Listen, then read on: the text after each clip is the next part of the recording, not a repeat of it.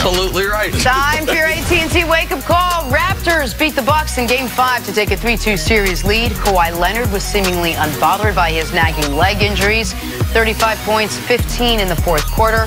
Also added on 7 rebounds and a career-high 9 assists. See, is Kawhi making his case for best player in the NBA? Well, he's playing some of the best basketball. It's refreshing to be able to see, and his game has just developed so much. His playmaking, you talk about the 9 assists. What about, Jenna, all 9 of those assists happen to be 3-pointers? If they don't do that, I don't believe they win last night's game. So, yeah, he's going to be in the conversation. Him, Steph, KD, this has been LBJ. so much fun. Like, just think about from the start of this season to right now, the progression of who the narrative has been behind for best player. Started the season with LeBron. Harden went on his insane 30-point streak. Yeah. He took it. Giannis going to win MVP. His team starts the playoffs 10-1. He took the lead. Durant during the playoffs, 39-5-5 over stretch. He takes it. Kevin Durant. Then Steph is like, no, it's actually me. And now over the last week, no, it's actually Kawhi. Those 6 guys all at various points making their case. Kawhi reached a claw in there and grabbed that trophy. And he's certainly right now trying to.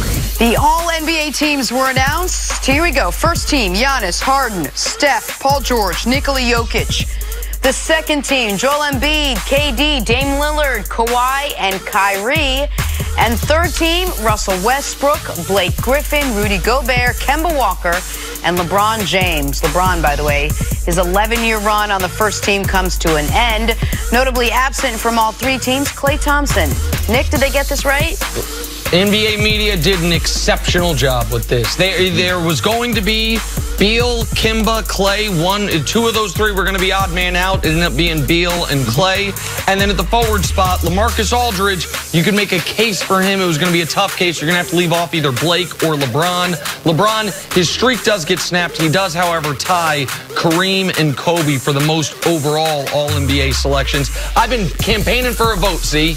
I don't know whose vote they're going to take away because the folks who did this did a great job on this. We'll try to be a little bit nicer, but yeah, you're right. LeBron streak 11 straight first team. An amazing streak was broken, but they did get it right.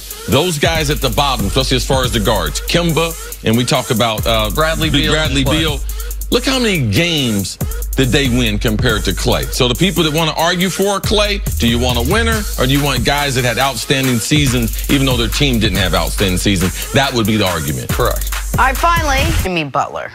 Jimmy Butler's been the one that I have been the most skeptical about. Not about their ability to land him, but if I'm tiering these guys, we know obviously Kawhi and KD are in this top tier, and then Kyrie and Klay, I would say, are in this next tier. But of that third tier, my guy was another K, was Kemba Walker. I think we have seen a player similar to him in Kyrie Irving fit seamlessly with LeBron. Jimmy Butler, prior to this postseason, I thought anybody maxing him out would be making a mistake. Now, in the postseason, he was really good. And he showed his value on both ends. He showed his ability as a closer. And he showed that he can elevate his game. But sometimes, as Mark Schlereth says, in maybe a better way than I'm going to say right here, when it smells everywhere you go, maybe you're the one that stinks. Jimmy Butler has a bit of a track record of being a tough teammate. And I do worry about Jimmy Butler, who's been the dominant personality on his teams since he became Jimmy Butler, since he developed into that player, his ability to meld with LeBron. And for the Lakers, LeBron, obviously, at this point in his career, has to go in a certain gear during the regular season. Is Jimmy Butler ready to go in full gear during the regular season to carry that load? Those are real questions I would have. It's better than nothing, but to me, Jimmy Butler is the tail end of that third tier, and it would mean, in my eyes, the Lakers struck out on much better options. I like Jimmy Butler as a player. Jimmy Butler does present a number of challenges. One, at this age, how long is he going to be able to play that style? So if you do sign Jimmy Butler, especially with someone, LeBron, with his age, you have to understand those couple, it's like a Chris Paul deal. Those last couple years of them contracts, you're not going to be getting the value on your dollar for the type of player that you signed. And when Magic Johnson and them a couple years ago started clearing up all this salary cap space, and it was like legitimately they visualized getting LeBron James and someone else. If you tell them now, fast forward, it's LeBron and Jimmy Butler, a lot of people are going to be disappointed.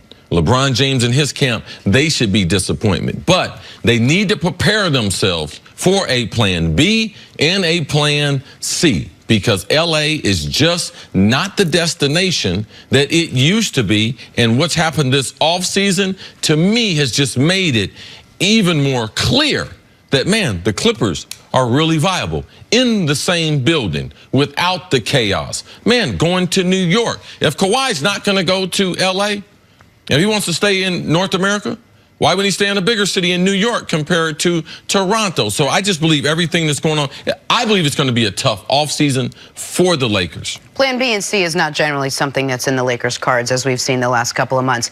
But if you put all that aside, do we feel a little more comfortable that at least now we're seeing that LeBron is taking a proactive role, or reportedly taking a proactive role in recruiting, when we weren't sure what was going to be and who was going to lead that? I think I said this yesterday. I never believed the idea that LeBron was going to sit this out. This is part of the job for LeBron. Yes. The coaching search is not part of the job. Filling out the roster as far as what the Lance Stevenson roles, that's not part of his job. When you are a player of his caliber, calling up the other guys of that near that caliber, the guys who you could have as your number two, that is part of the job. And the players we have seen in the past, when LeBron was leaving Cleveland the first time, Derrick Rose didn't want to pick up the phone to recruit him to Chicago, and Derrick Rose was criticized for that. It is the NBA superstar's job to be part of the recruitment. I never thought LeBron was going to sit this out. And it's such a small network now.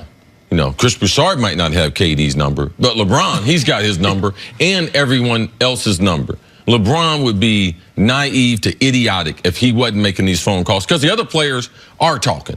Other NBA executives are ready. If Kevin Durant says, all right, I want a guy, I want Kyrie Irving, all right, you can believe that these conversations have already taken place. Free agency doesn't start July 1st, June 30th. No, free agency starts whenever the player, because there is no tampering with the players. They can communicate all the time. I'm going to go back to something I said, and a lot of people thought I was just pulling it out of thin air back in October, and then it started gaining some momentum. The Lakers' best chance at an elite free agent is Kyrie Irving. Does not mean they will get him. It does not mean they are the favorite for him. But their best chance at a difference maker is Kyrie Irving. And that door was reopened on that phone call with things that have not necessarily been publicly talked about. That is, I don't know where Kyrie's going to go, and I don't know how heavy of a hand his dad's going to have in it. But the Lakers' best option is a guy who's played with LeBron before, and it's Kyrie Irving. All right, let's move on to the NBA.